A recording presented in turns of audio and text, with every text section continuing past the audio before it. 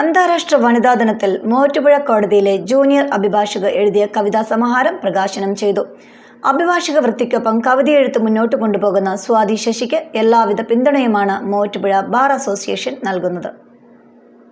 വനിതാ ദിനത്തിൽ വ്യത്യസ്തയാവുകയാണ് മൂവാറ്റുപുഴ കോടതിയിലെ ജൂനിയർ അഭിഭാഷക അഡ്വക്കേറ്റ് സ്വാതി ശശി.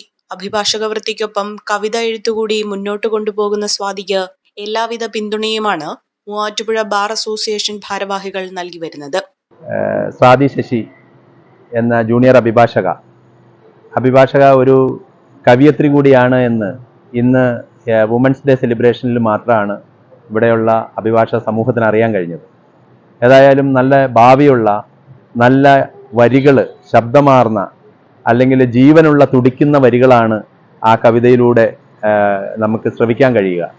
സമൂഹത്തെ ബാധിക്കുന്ന അല്ലെങ്കിൽ സമൂഹത്തിലെ ജീർണതകളെ സംബന്ധിച്ചൊക്കെയുള്ള ആ കവിയത്രിയുടെ ആ ചിന്തകളും അതേപോലെ തന്നെ അത് സമൂഹത്തിൽ ഏൽപ്പിക്കുന്ന ആഘാതങ്ങളും എല്ലാം നന്നായിട്ട് ആ കവിതയിലൂടെ പ്രതിഫലിപ്പിക്കാനായിട്ട് കവിയത്രിക്ക് കഴിഞ്ഞിട്ടുണ്ട്.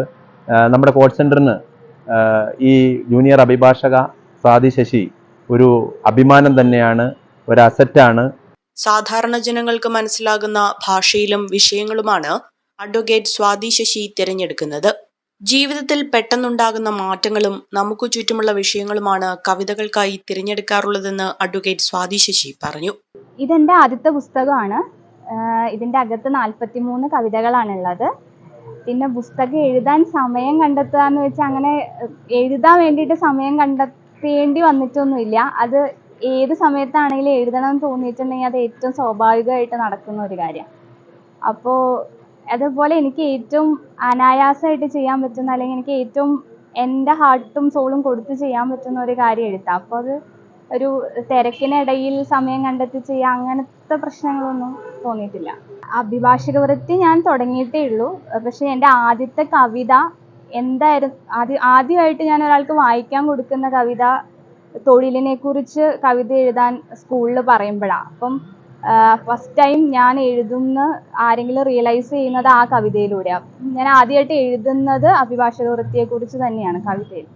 സ്വാതിയുടെ രണ്ടാമത്തെ പുസ്തകമായ മരപ്പെയ്ത്തിന്റെ ഷായരി എന്ന പുസ്തകമാണ് പ്രകാശനം ചെയ്തത്.